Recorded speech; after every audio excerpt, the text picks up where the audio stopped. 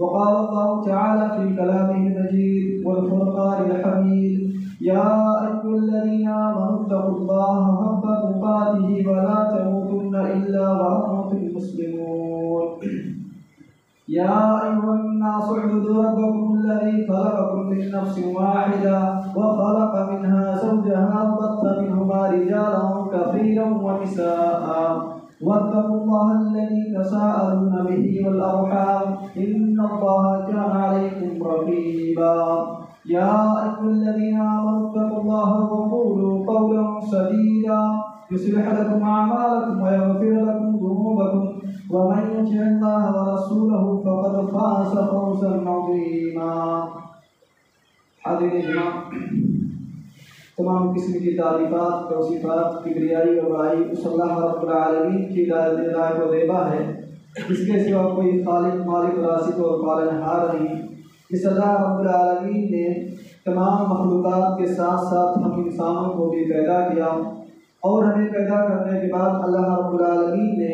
ہمیں یوں ہی بھٹکتا اور گمراہی کے راستے پر نہیں چھوڑا، بلکہ ہماری ہدایت کے لیے، ہمیں سیدھے راہ پر گامزن کرنے کے لیے اللہ تبارک و تعالیٰ نے اپنے نبیوں و رسولوں کو اس دنیا فانی کے اندر مبعوث فرمایا. اللہ کے تمام نبیوں و رسولوں پر درود و سلام نازل ہوں. بالخصوص ہمارے اور آپ کے آخری نبی تاجدار مدینہ سرور کونین جناب محمد عربی صلی اللہ علیہ وسلم پر اللہم صلی علی محمد وعلی آل محمد کما صلیت علی ابراہیم وعلی آل ابراہیم انک حمید مجید. اللہم بارک علی محمد وعلی آل محمد کما بارکت علی ابراہیم وعلی آل ابراہیم انک حمید مجید. حاضرین جمعہ، آج کی اس خطبہ جمعہ کے اندر میرا موضوع ہے عشر ذی الحجہ کے احکام اور قربانی کے احکام و مسائل. اللہ رب العالمین سے دعا کرتا ہوں کہ اللہ رب العالمین مجھے قرآن حدیث کی روشنی میں اس مہینے کے بارے میں بیان کرنے اور ہم تمام کو اس کے مطابق عمل کرنے کی توفیق عطا فرما. آمین. رب اشرح لی صدری ویسر لی امری واحلل عقدۃ من لسانی یفقهوا قولی. اللهم رب زدنی علما، اللهم رب زدنی علما، اللهم رب زدنی علما. آمین. حاضرین جمعہ، یہ بات مسلم ہے کہ اللہ رب العالمین نے ہم انسانوں کو محض اپنی عبادت کے لیے پیدا کیا ہے. اب اس کے بعد بندوں کو چاہیے کہ وہ صرف رب کی عبادت کرے اور اپنی زندگی کے ہر لمحہ، ہر پل، ہر وقت کو صرف اللہ رب العالمین کی رضا اور اس کی مرضی کے مطابق گزارے. بندوں کو چاہیے کہ وہ کام کرے جن کاموں کے کرنے سے رب العالمین کی رضا طلب ہوتی ہے، اور ان کاموں سے اپنے دامن کو بچانا چاہیے جن کاموں کے کرنے سے ہمارا رب ہم سے ناراض ہوتا ہے. محترم سامعین کرام، اللہ رب العالمین نے ہماری زندگیوں میں کچھ ایسے موقع عنایت فرمائے ہیں جن کی بہت ہی اہمیت اور فضیلت ہے. انہی میں سے رمضان کا مہینہ ہے، اور خاص طور پر رمضان کے آخری عشرے کی ہے فضیلت، پھر محرم کے پہلے عشرے کی فضیلت، اور ذو الحجہ جس مہینے میں ہم اور آپ زندگی گزار رہے ہیں اس کے پہلے 10 دن کی اہمیت اور فضیلت. اللہ رب العالمین نے ان 10 دنوں کی اہمیت اور فضیلت کو وضاحت کرتے ہوئے ارشاد فرمایا والفجر ولیال عشر، قسم ہے فجر کی اور 10 راتوں کی. تمام مفسرین اس آیت کریمہ کے ترجمہ کے بعد اپنی تفسیر میں لکھتے ہیں. احسن البیان اٹھا لیجیے، تفسیر ابن کثیر اٹھا لیجیے، تفسیر ابن طبرانی اٹھا لیجیے، جتنے بھی مفسرین کرام ہیں سبوں نے کہا ہے کہ 10 راتوں سے مراد ذو الحجہ کی ابتدائی 10 راتیں ہیں. 1 تاریخ سے لے کر 10 تاریخ تک جو راتیں ہیں، ان راتوں کی اللہ رب العالمین نے قسم کھائی ہے، اور راتوں کی اللہ رب العالمین نے قسم کھا کر اس بات کی وضاحت کر دی ہے کہ ذو الحجہ کے ابتدائی 10 دنوں کی بہت ہی زیادہ اہمیت ہے. اور ہمارے نبی جناب محمد عربی صلی اللہ علیہ وسلم نے بھی اپنی حدیثوں کے اندر ان 10 دنوں کی اہمیت کو بتلایا ہے. تو ہمیں چاہیے کہ ان 10 دنوں کو غنیمت تصور کرتے ہوئے کہ اللہ رب العالمین کی عبادت کریں، اللہ رب العالمین کو راضی کر لیں، ڈھیر سارے نیک اعمال کر لیں اور اپنے آپ کو گناہوں سے دور رکھیں. اب آئیے دیکھتے ہیں کہ ان 10 دنوں کی فضیلت کیوں ہے. ان 10 دنوں کی فضیلت چند سبب کی وجہ سے ہے. نمبر 1 کہ یہ جو 10 دن ہیں ذو الحجہ کے پہلے 10 دن، ان دنوں کو تمام دنوں پر فضیلت اور فوقیت حاصل ہے. جیسا کہ رواه حاکم اور اسی کے بمعنی حدیث ملتی ہے بخاری شریف میں۔ اللہ کے رسول نے فرمایا کہ ان 10 دنوں میں نیک اعمال کرنا، یعنی ذی الحجہ کے ابتدائی 10 دنوں میں نیک اعمال کرنا، یہ اللہ رب العالمین کو بہت ہی محبوب اور بہت ہی پسندیدہ ہے۔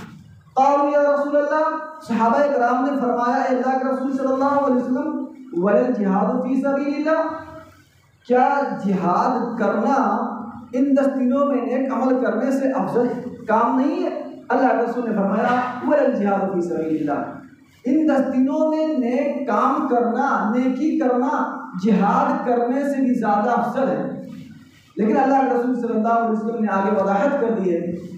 کہ جو انسان جہاد کے لیے جائے اور شہید ہو جائے، واپس لوٹ کر نہ آئے، تو اس انسان کا مقام و مرتبہ ان 10 دنوں سے بڑھ جاتا ہے۔ اللہ کے رسول نے فرمایا الا رجل خرج بنفسه وماله ثم لم يرجع من ذلك بشيء، کہ مگر وہ شخص جو جہاد کے لیے اللہ کے راستے میں نکلے اپنی جان کے ساتھ، اپنے مال و دولت کے ساتھ، ثم لم يرجع من ذلك، اور پھر واپس ان میں سے کوئی بھی چیز لے کر واپس نہ پلٹے، نہ تو اپنی جان کے ساتھ واپس آئے اور نہ اپنے مال کے ساتھ واپس آئے، تو ان 10 دنوں کی فضیلت اس وجہ سے ہے کہ جہاد سے بھی افضل ان دنوں میں نیک عمل کرنا ہے۔ تو ہمیں چاہیے کہ ان دنوں کو غنیمت تصور کریں، جو 4 اور 5 دن ہمارے سامنے موجود ہیں، ان دنوں میں کثرت سے نیک اعمال کر لیں، کیونکہ ان دنوں میں نیک اعمال کرنا جہاد سے بھی افضل ہے۔ آج امت مسلمہ جہاد کے لیے ترستی ہے، جہاد نصیب نہیں ہوتی ہے۔ اللہ رب العالمین نے یہ سنہرا موقع دیا ہے، ہم اور آپ اس کے اندر نیک اعمال کر لیں، نیک اعمال کریں کہ جہاد سے بھی افضل اللہ رب العالمین ہمیں اجر و ثواب دیں گے۔ اور دوسری وجہ کہ انہی 10 دنوں کے اندر یوم عرفہ کا دن آتا ہے، اور یوم عرفہ یہ اہل حجاج کا اصل دن ہوتا ہے۔ حج کا جو اصل رکن ہے یوم عرفہ کے دن ہی حجاج کرام ادا کرتے ہیں، اور اسی دن یوم عرفہ کے دن اللہ رب العالمین حجاج کرام کے لیے مغفرت کا اعلان کر دیتا ہے، ان کے لیے مغفرت کے دروازوں کو وسیع کر دیتا ہے، کشادہ کر دیتا ہے، پھیلا دیتا ہے۔ اور یہی پر بس نہیں، اللہ رب العالمین یوم عرفہ کے دن اپنے بہت سے بندوں کی گردنوں کو جہنم سے آزاد کر دیتے ہیں۔ تو ہمیں خاص طور پر یوم عرفہ کے دن، یعنی 9 ذی الحجہ کے دن، اللہ رب العالمین کی بارگاہ میں سجدے میں رب سے دعا کرنی چاہیے، اللہ رب العالمین ہمارے والدین کی تو گردنوں کو جہنم سے آزاد کر دے، اللہ رب العالمین ہمارے گھر میں جو رشتہ دار ہیں ان تمام لوگوں کی گردنوں کو جہنم سے آزاد کر دے۔ یہ یوم عرفہ کی فضیلت اور اہمیت ہے۔ آپ دیکھیں یوم عرفہ کا دن کتنا اہم ہے، اس لیے ان 10 دنوں کو فضیلت اور فوقیت حاصل ہے۔ اسی طرح سے انہی دنوں کے اندر یوم النحر کا دن آتا ہے، قربانی کا دن آتا ہے، اور قربانی کے دن کا کیا مقام ہے پوری امت مسلمہ جانتی ہے کہ جس دن قربانی کا دن ہوتا ہے اس دن امت مسلمہ کے لیے ایک خوشی کا دن ہوتا ہے، امت مسلمہ جھوم اٹھتی ہے، اور اللہ کے رسول صلی اللہ علیہ وسلم نے ارشاد میں فرمایا ہے اعظم الایام عند اللہ یوم النحر و یوم القر، کہ اللہ رب العالمین کے نزدیک سب سے وقار والا دن، سب سے عظمت والا دن اگر کوئی دن ہے تو وہ قربانی کا دن ہے، یوم النحر کا دن ہے۔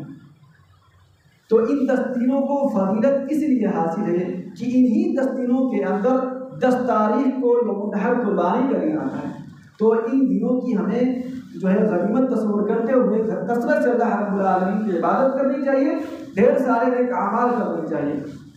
اسی طرح سے ان دنوں کو فضیلت اس لیے حاصل ہے کہ آپ دیکھیں ان 10 دنوں کے اندر اکثر بڑی بڑی عبادتیں اکٹھی ہو جاتی ہیں۔ حافظ ابن حجر رحمۃ اللہ علیہ اپنی کتاب فتح الباری کے اندر جو ہے ان دنوں کی فضیلت کے تعلق سے لکھتے ہیں کہ اللہ رب العالمین نے ذو الحجہ کے پہلے عشرہ کو فضیلت جو عطا کی ہے، ان 10 دنوں کو جو فضیلت حاصل ہے یہ چند نقطوں کی وجہ سے، چند اسباب کی وجہ سے حاصل ہے کہ انہی 10 دنوں کے اندر چند عبادتیں، بڑی بڑی عبادتیں اکٹھا ہو جاتی ہیں، جمع ہو جاتی ہیں۔ حج کرنا، عمرہ کرنا اور نمازوں کا اہتمام کرنا، باقی دنوں میں بھی مسلمان نماز پڑھتے ہیں، لیکن خاص طور پر ان 10 دنوں کے لیے مسلمان اپنے آپ کو وقف کر دیتے ہیں، نوافل کا کثرت سے اہتمام کرتے ہیں۔ اسی طرح سے قربانی کا دن آتا ہے، مسلمان ان دنوں کے اندر قربانی کرتے ہیں، اور انہی دنوں کے اندر مسلمان روزہ رکھتے ہیں۔ تو ان 10 دنوں کو فضیلت اس لحاظ سے ہے کیونکہ ان 10 دنوں کے اندر چند بڑی بڑی عبادتیں اکٹھا ہو جاتی ہیں، جمع ہو جاتی ہیں۔ اب آئیے دیکھتے ہیں کہ جب ہم نے یہ معلوم کر لیا کہ بھائی ذوالحجہ کے ابتدائی 10 دنوں کی بہت بڑی اہمیت ہے، بہت بڑی فضیلت ہے، تو ہمیں ان دنوں کے اندر کرنا کیا چاہیے؟ ہمارے اسلاف کا یہ عمل اور یہ طریقہ رہا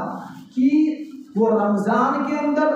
اور محرم کے پہلے عشرے کے اندر اور ذوالحجہ کے پہلے عشرے کے اندر اپنے آپ کو اللہ رب العالمین کے لیے وقف کرتے تھے، کثرت سے نوافل کا اہتمام کرتے تھے، کثرت سے اللہ رب العالمین کا ذکر و اذکار کرتے تھے، کثرت سے اللہ رب العالمین سے توبہ استغفار کرتے تھے۔ یعنی کہ ہمارے اسلاف ان دنوں کے اندر اللہ رب العالمین کو نیک اعمال کے ذریعہ سے راضی اور خوش کر لیتے تھے، اور جو گناہات ان سے ہوئے ہوتے تھے ان گناہوں کو یاد کر کے اللہ رب العالمین کے سامنے کہتے تھے اللہ رب العالمین اپنے گناہوں پر پسندیدہ ہے، شرمندہ ہے، اللہ ہمارے گناہوں کو معاف کرے۔ تو ہمارے اسلاف کا جو طریقہ تھا اسی طریقے کو ہمیں بھی فالو کرنا ہے اور اس پر عمل کرنا ہے کہ ان 10 دنوں میں ہم جو ہے کثرت سے اللہ رب العالمین سے توبہ استغفار کریں، اپنے رب کو راضی کریں۔ ان دنوں میں ہمیں کرنا کیا چاہیے وہ دیکھتے ہیں۔ سب سے پہلا جو کام ہے حج کرنا اور عمرہ کرنا، اور یہ کام جو ہے بس وہی لوگ کر پاتے ہیں جن کو اللہ رب العالمین نے مال و دولت عطا کی ہے، وہ حج کرتے ہیں اور عمرہ کرتے ہیں۔ دوسرا کام کیا ہے کہ ان 10 دنوں کے اندر ہمیں کثرت سے نوافل کا اہتمام کرنا چاہیے، راتوں کو جاگ جاگ کر تہجد پڑھنا چاہیے اور اپنے رب کو راضی کر لینا چاہیے۔ تیسرا کام ہے کہ ان دنوں کے اندر اگر ہمارے اندر استطاعت اور طاقت ہے تو ہم لگاتار 9 دن، لگاتار 2 دن، 3 دن، 4 دن، 5 دن، جتنے کی ہمیں طاقت ہے روزہ رکھیں۔ اب اس کی دلیل کیا ہے؟ جو میں نے حدیث پہلے بیان کی ہے اور حاکم والی، اور اس کے بمعنی سے بخاری میں حدیث موجود ہے کہ اللہ کے رسول نے کیا فرمایا کہ ان دنوں میں نیک عمل کرنا، نیک اعمال کرنا اللہ رب العالمین کو بہت محبوب ہے۔ اب نیک عمل میں روزہ رکھنا بھی آ جاتا ہے، اور اسی طرح سے آپ صلی اللہ علیہ وسلم کی بیویوں میں سے کسی بیوی سے روایت ہے کان رسول اللہ صلی اللہ علیہ وسلم یصوم 9 ذی الحجہ کہ اللہ کے رسول صلی اللہ علیہ وسلم ذوالحجہ کے ابتدائی 9 دن لگاتار روزہ رکھتے ہیں۔ اس کی طاقت جو مسلمان رکھ پاتے ہیں وہ لگاتار 9 دن روزہ رکھتے ہیں، لیکن ہمارے نبی جناب محمد علیہ صلی اللہ علیہ وسلم نے خاص طور پر یوم عرفہ کے دن 9 ذوالحجہ کی تاریخ کو روزہ رکھنے کی ترغیب دلائی ہے، اس کی اہمیت بتلائی ہے کہ 9 تاریخ کو روزہ رکھنے کی اہمیت اور فضیلت کیا ہے۔ نبی محمد صلی اللہ علیہ وسلم ارشاد فرماتے ہیں صوم یوم عرفہ احتسب علی اللہ ان یکفر السنۃ التي قبلہ والتي بعدہ۔ اللہ کے رسول نے فرمایا یوم عرفہ کے دن روزہ رکھنے کے متعلق مجھے یہ گمان ہے کہ اللہ رب العالمین اس بندے کے پچھلے 1 سال کے گناہ اور اگلے 1 سال کے گناہ کو معاف کر دیتے ہیں۔ ایک دن روزہ رکھنے سے اتنا بڑا اجر و ثواب ہمیں مل رہا ہے۔ تو یوم عرفہ کے دن 9 تاریخ کو ہمیں تیار رہنا چاہیے کہ 9 تاریخ کو انشاءاللہ العزیز ہم تمام مسلمان جو ہے روزہ رکھیں گے، کیونکہ اس کی فضیلت دیکھیے آپ، ایک دن روزہ رکھنے سے اللہ رب العالمین ہمارے پچھلے 1 سال کے گناہوں کو مٹا رہے ہیں اور اگلے 1 سال کے گناہوں کو۔ اب اس سے بڑھیا موقع، اس سے اچھا موقع ہمیں اور نہیں مل سکتا ہے۔ تو 9 تاریخ کو خاص طور پر ہم مسلمان روزے کا اہتمام کریں اور اللہ رسول صلی اللہ علیہ وسلم کی سنت پر عمل کریں۔ محترم سامعین کرام، اللہ کے رسول صلی اللہ علیہ وسلم نے روزے کے ساتھ ساتھ اپنی امت مسلمہ کو تعلیم دی ہے کہ ان 10 دنوں کے اندر اپنے غربا مسلمان بھائیوں کا خیال رکھو، جو تمہارے معاشرے کے اندر یتیم بچے ہیں ان کا خیال رکھو، جو تمہارے معاشرے کے اندر بیوہ عورتیں ہیں ان کی جو تم دیکھ بھال کرو، صدقہ خیرات کرو۔ اور صدقہ کے موقع پر میں یہ بتلا دوں کہ ہم اور آپ جو قربانی کرنا چاہتے ہیں حقیقت میں یہ بھی ایک طرح سے اللہ رب العالمین کے راستے میں مال خرچ کرنا ہے، صدقہ دینا ہے، تو ہمیں اس کام میں پیچھے نہیں ہٹنا چاہیے۔ اللہ نے ہمیں موقع دیا ہے، اس موقع کو غنیمت تصور کرتے ہوئے اللہ رب العالمین کے راستے میں اپنے مال کو خرچ کریں، صدقہ زکوٰۃ دیں، اپنے مال کو پاک کر لیں اور اپنے نفس کو بھی پاک کر لیں۔ محترم سامعین کرام، ان 10 دنوں کے اندر ہم ایک کام کرتے ہیں قربانی۔ اب یہ قربانی کہاں سے آئی، کیسے آئی اور کس کی بنا پر اللہ رب العالمین نے ہم پر لاگو کیا، ہم پر نافذ کیا، اس کو دیکھ لیتے ہیں۔ ہر امت مسلمہ جانتی ہے کہ قربانی ہمارے باپ ابراہیم علیہ السلام کی سنت ہے، جس کو امت مسلمہ 10 ذی الحجہ کے دن زندہ کرتی ہے۔ پوری دنیا کے اندر امت مسلمہ اتحاد اور اتفاق کے ساتھ جانوروں کی قربانی کرتی ہے اللہ کے لیے، اور اس بات کا اعلان کرتی ہے کہ ہم اپنے باپ ابراہیم علیہ السلام کی سنت کو زندہ کر رہے ہیں۔ اللہ رب العالمین نے اپنے نبی ابراہیم علیہ السلام کی تاریخ میں اور ان کے ذکر میں 69 مرتبہ قرآن میں تذکرہ کیا ہے۔ اللہ رب العالمین اپنے نبی کی تعریف میں کہتے ہیں وَاتَّخَذَ اللَّهُ إِبْرَاهِيمَ خَلِيلًا، کہ ابراہیم علیہ السلام کو اللہ رب العالمین نے اپنا دوست بنایا۔ دوسری جگہ اللہ رب العالمین کہتے ہیں وَمَا كَانَ إِبْرَاهِيمُ يَهُودِيًّا وَلَا نَصْرَانِيًّا وَلَٰكِن كَانَ حَنِيفًا مُسْلِمًا، کہ ابراہیم علیہ السلام جو تھے نا وہ نبی تھے، وہ یہودی نہیں تھے، نصرانی نہیں تھے، تمام دین سے کٹ کر 100 دین کو اتباع کرنے والے مسلمان تھے۔ اب دیکھیں ابراہیم علیہ السلام کو اللہ رب العالمین نے آزمایا، اور آزمائش پر آیت اللہ رب العالمین نے نازل کی وَإِذِ ابْتَلَىٰ إِبْرَاهِيمَ رَبُّهُ بِكَلِمَاتٍ فَأَتَمَّهُنَّ، کہ جب ابراہیم علیہ السلام کو اللہ رب العالمین نے آزمایا تو ابراہیم علیہ السلام اس امتحان میں مکمل اترے، کامیاب ہوئے، اللہ رب العالمین پر بھروسہ کرتے ہوئے۔ انہی آزمائشوں میں سے ایک آزمائش جو سب سے پہلی آزمائش تھی، 80 سال کی عمر میں ابراہیم علیہ السلام نے اللہ رب العالمین سے دعا کی رب هب لي من الصالحين، اے اللہ رب العالمین مجھے ایک نیک صالح اولاد عطا کر دے، کیونکہ میرے بعد جو ہے کوئی وارث نہیں میرا۔ اللہ رب العالمین نے ابراہیم علیہ السلام کی دعا قبول کی، فبشرناہ بغلام حلیم، اور ایک بردبار، ایک حلیم بچے کی خوشخبری دی، ایک اچھے اور نیک صالح بچے کی خوشخبری دی۔ اور اللہ رب العالمین نے آپ کی بیوی ہاجرہ علیہ السلام کے ذریعہ سے اسماعیل علیہ السلام کو پیدا کیا۔ اسماعیل علیہ السلام ابھی دودھ پیتے بچے تھے کہ اللہ رب العالمین نے ابراہیم علیہ السلام کو آزمانا چاہا۔ ابراہیم علیہ السلام کو اللہ نے حکم دیا کہ میرے نبی آپ اپنے معصوم بچے کو اور اپنی بیوی محترمہ کو لے جاؤ اور کسی غیر آباد جگہ پر چھوڑ آؤ۔ ابراہیم علیہ السلام تیار ہو گئے، دل پر پتھر رکھتے ہیں اور اللہ رب العالمین کی اتباع میں اپنے بیوی کو اور اپنے بچے کو لے کر نکل پڑتے ہیں۔ یہ اللہ رب العالمین کی محبت دیکھیے، اپنے بیوی کو اپنے بچے کو ساتھ لیتے ہیں، غیر آباد جگہ پر ایک درخت کے نیچے لے جا کر بٹھا دیتے ہیں، ایک کھجور کی تھیلی اور ایک مشکیزہ پانی بھر کر عطا کر دیتے ہیں۔ بیوی سے جب دور جانے لگتے ہیں تو بیوی پیچھے دوڑتی ہوئی آتی ہے اور کہتی یا سیدی یا سیدی یا سیدی، اے میرے شوہر نامدار، اے میرے آقا، اے میرے شوہر نامدار، آپ ہمیں تنہا چھوڑ کر کہاں جا رہے ہیں؟ غیر آباد جگہ ہے، نہ جہاں پھل فروٹ ہے، نہ پینے کو پانی میسر ہے، نہ یہاں پرندوں کی آبادی ہے، نہ انسانوں کی آبادی ہے، ان درختوں اور پہاڑوں کے بیچوں میں صحرا میں ہمیں آپ چھوڑ کر کہاں جا رہے ہیں؟ ابراہیم علیہ السلام نے کوئی جواب نہ دیا، دوسری مرتبہ سوال کا کوئی جواب نہ ملا۔ اس طرح سے آپ کی بیوی نے خود کہا اللہ امرک بہذا، اے میرے شوہر نامدار مجھے لگتا ہے کہ یہ حکم آپ کو اللہ ہی نے دیا ہے۔ ابراہیم علیہ السلام نے کہا ہاں میری بیوی یہ اللہ کا حکم ہے۔ تب بیوی محترمہ کیا کہتی ہے؟ اذن لن یرجعنا، اے میرے شوہر نامدار آپ کے رب کا حکم ہے، آپ چلے جائیے، لن یرجعنا، اللہ نے برباد نہیں کرے گا۔ یہ دیکھیے ایک بیوی کی اطاعت شوہر کی اور ایک شوہر کی اطاعت رب کی اطاعت، تو یہ جو ہے تعلیم دیتا ہے، یہ تاریخ کہ ایک بیوی کو اپنے شوہر کی اتباع کرنی چاہیے حق کام میں، اور ایک شوہر کو اتباع کس کی کرنی چاہیے؟ رب کی۔ لیکن آج امت مسلمہ کا نظام الٹا ہے، ایک گھر کے اندر ایک بیوی جو ہے وہ شوہر کو چلاتی ہے، جبکہ آپ ابراہیم علیہ السلام کی تاریخ پڑھیے اور پتہ کیجیے نا کہ ابراہیم علیہ السلام نے اپنی بیوی کو چھوڑ دیا، ایک صحرا میں بیوی دوڑتی ہوئی آتی ہے، 3 مرتبہ سوال کرتی، جواب نہیں ملتا نا، کہتی ہیں اللہ نے آپ کو حکم دیا، کہتے ہیں ہاں، بیوی کہتی ٹھیک ہے اللہ نے حکم دیا تو ہم بات مانتے۔ لیکن آج ہماری امت مسلمہ کی مائیں اپنے شوہروں کو اپنے اندر میں کی ہوئی اور ہر حلال اور حرام کام سب کروا لیتی ہے، بیچارے شوہر نماز تک چھوڑ بیٹھتے ہیں، ان کی وجہ سے ان کے چکر میں دینداری کو بھول جاتے ہیں۔ ایسا نہیں ہونا چاہیے۔ تو ابراہیم علیہ السلام اپنی بیوی کو اپنے معصوم بچے کو چھوڑ کر چلے آتے ہیں، اور دیکھیے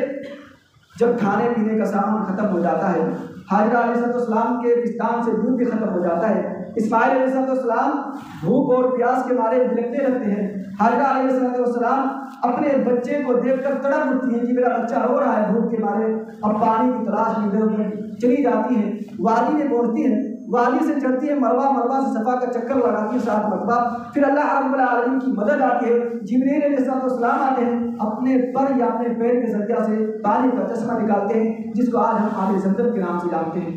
اور اس طرح سے ابراہیم علیہ السلام اپنی پہلی آزمائش میں کامیاب ہو جاتے ہیں۔ پھر اللہ رب العالمین دوسری آزمائش کرتے ہیں کہ جب آپ کے بیٹے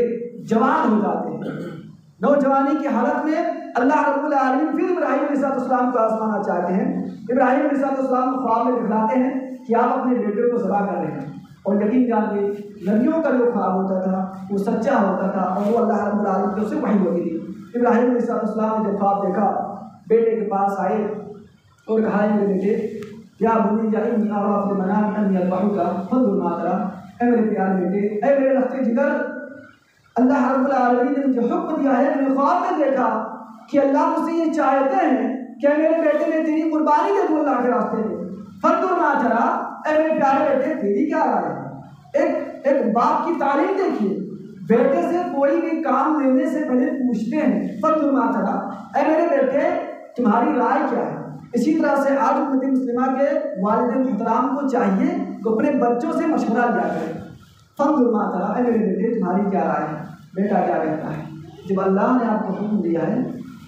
یا ابت افعل ما تؤمر، دیر کس بات کی ہے؟ آپ کام کر لیجیے، میری قربانی اللہ کے راستے میں دے دیجیے، ستجدونی ان شاء اللہ من الصابرین، آپ مجھے قریب صبر کرنے والوں میں سے پائیں گے، یہ نہیں کہ ابھی بات مان لی اور کچھ لمحے کے بعد میں گھر کو چھوڑ دوں گا،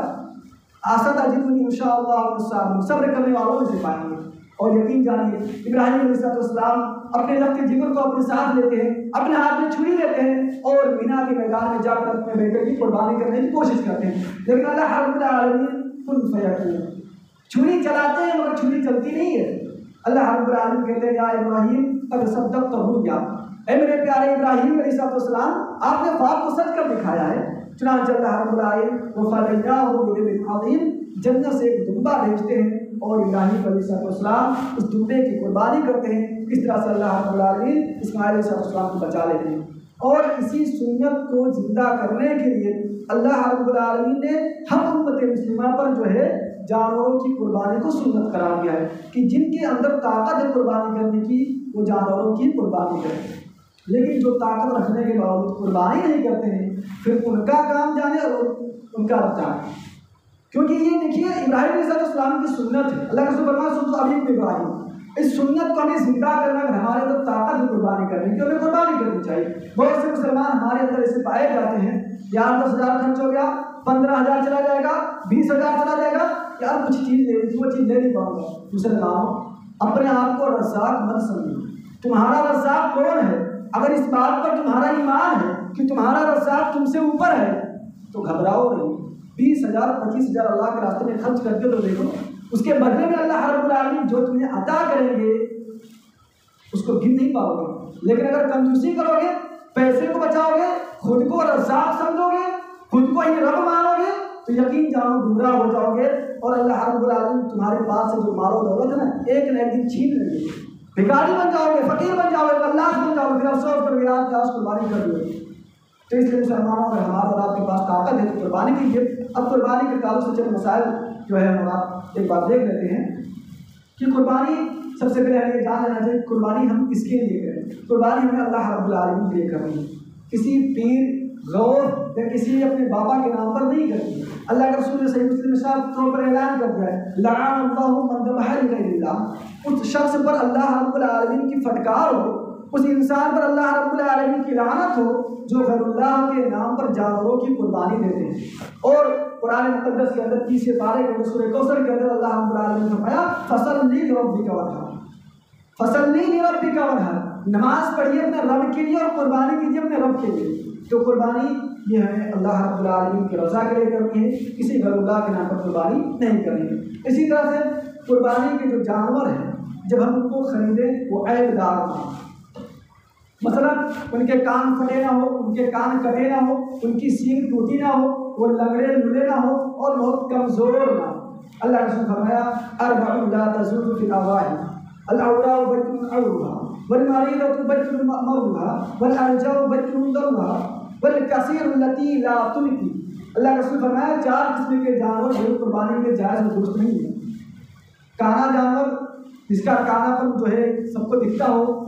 اور وہ جانور جو بیمار ہو اور لوگوں کو دکھتا ہو بھائی وہ جانور بیمار ہے، تو ایسے جانور کی قربانی جائز نہیں۔ اسی طرح سے لنگڑا جانور جس کا لنگڑا پر سب کو دکھتا ہو، واضح ہو، تو لنگڑے جانور کی قربانی جائز نہیں ہے۔ اسی طرح سے بہت ہی دبلا پتلا جانور جس کی ہڈیاں دکھتی ہوں، اس کے اندر گوشت نہ ہو، تو ایسے جانور کی قربانی جائز نہیں ہے۔ لیکن اس حدیث کے تحت امت مسلمہ میں ایک مشکل آن پڑی ہے۔ دین میں مشکل نہیں، آسانی ہے۔ اب کوئی انسان اپنے بکرے کو خرید کر گھر پر لایا، جب اس نے بکرے کو خریدا اس کے اندر کوئی عیب نہیں تھا، اب گھر پر لایا، گھر پہ معصوم بچے بھی ہوتے 8 سال کے 9 سال کے، کھیلتے کھیلتے کہیں انہوں نے ان کے کان کو کاٹ لیا، تو بہت سے اردو مسلمان جاتے ہیں سوال جو کرتے ہیں اپنے علماء سے کہتے ہیں جائز نہیں۔ جب آپ نے قربانی کے جانور کو خریدا، اللہ کی خاطر خریدا، بغیر عیب والا تھا، گھر پر جب آپ لائے، اس میں آپ کی کیا غلطی ہے؟ ایک معصوم بچے نے اگر اس کا تھوڑا سا کان کاٹ لیا یا کسی نوکیلی چیز سے اس میں جو سوراخ کر دیا، تو اس قربانی کی جو ہے اس جانور کی قربانی آپ کر سکتے ہیں، حرام نہیں ہے، حلال ہے وہ جانور۔ اسی طرح سے آپ جانور کو لے کر آئے ہیں، آپ کے گھر میں کوئی معصوم بچہ ہے، قلم لے کر یا کوئی نوکیلی چیز لے کر اس بکرے کے جو ہے آنکھ میں وہ معصوم بچہ جو ہے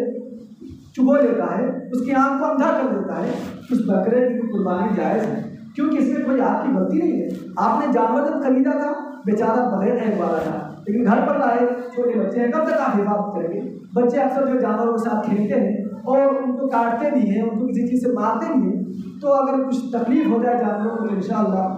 اللہ ہمارے جانور کی قربانی کو قبول کرے گا۔ اللہ علیہ السلام۔ اسی طرح سے محترم صاحب کرام جو ہے قربانی کے تعلق سے آتا ہے کہ عید الاضحیٰ کے دن، قربانی کے دن بہت سے مسلمان جو ہے نماز سے پہلے قربانی کر رہے تھے، جلدی کے مارے کہ یار نماز تو لیٹ میں ہو رہی ہے، 8 بجے نماز ہو رہی ہے، 8:15 بجے نماز ہو رہی ہے، تو وہ جو ہے نماز سے پہلے قربانی کر لیتے تاکہ کھانے کو جلدی مل جائے۔ اللہ کے رسول نے فرمایا من ضحى قبل الصلاة فقد ذبح لنفسه ومن ذبح بعد الصلاة فقد تم نسكه وأصاب سنة المسلمين۔ اللہ کے رسول نے فرمایا جو شخص نماز سے پہلے جانور کو ذبح کرے اور سوچے کہ میں نے قربانی کی ہے، فقد ذبح لنفسه، اس نے قربانی نہیں کی ہے، اس نے صرف جانور کو ذبح کیا ہے اپنے لیے، وہ اپنا گوشت کھائے گا، اس کی قربانی مکمل نہیں ہوگی، قربانی نہیں مانی جائے گی۔ لیکن جس انسان نے عید الاضحیٰ کے دن نماز پڑھی، نماز کے بعد گھر گیا، پھر جانور کی اس نے قربانی کی، فقط کرنا نسکہ، اس نے قربانی کے طریقوں کو مکمل کیا اور امت مسلمہ کے طریقوں کو پا لیا۔ تو ہمیں جانور کی قربانی نماز کے بعد کرنی ہے، نماز سے پہلے نہیں کرنی۔ اسی طرح سے آخری بات کہ عید الاضحیٰ کے دن جب ہم نماز پڑھنے کے لیے آئیں تو کوئی چیز کھا کر نہ آئے۔ یہ رسول اللہ صلی اللہ علیہ وسلم کا طریقہ تھا کہ عید الفطر کے دن جب نماز پڑھنے کے لیے گھر سے نکلتے تھے تو کوئی میٹھی چیز یا کھجور کھا لیتے تھے، اس کے بعد نماز کے لیے نکلتے تھے۔ لیکن قربانی کے دن، عید الاضحیٰ کے دن ہمارے نبی محمد صلی اللہ علیہ وسلم کچھ نہیں کھاتے تھے، جاتے تھے نماز پڑھتے تھے، پڑھاتے تھے، اور جب گھر کو لوٹتے تھے تو اپنے جانور کی کلیجی سے جو ہے اس کی ابتدا کرتے تھے۔ لیکن ہمارا اتنا دیر برداشت نہیں کر سکتے ہیں، ٹھیک ہے؟ تو جب بھی ہم نماز پڑھ کر گھر کو لوٹے کوئی میٹھی چیز کھا لیں یا کوئی تیکھی چیز جو آپ کو پسند ہو، لیکن جب نماز کے لیے آئے کوئی چیز نہ کھائیں۔ یہ اللہ کے رسول صلی اللہ علیہ وسلم کا طریقہ ہے۔ اگر آپ کے اندر طاقت کھانا چاہے کھا سکتے ہیں۔ اللہ علیہ السلام اخیر نبی کریم سے دعا ہو کہ اللہ رب العالمین ہم تمام امت مسلمہ کو جو ہے عشر ذی الحجہ کے اندر ذکر و اذکار کرنے، صدقہ زکوٰۃ دینے کی توفیق عطا فرما۔ اللہ رب العالمین ہمیں اگر استطاعت ہو تو ہمیں جانور کی قربانی کرنے کی توفیق عطا فرما۔ اللہ رب العالمین ہمیں ریاکاری سے بچا۔ اللہ رب العالمین ہم تمام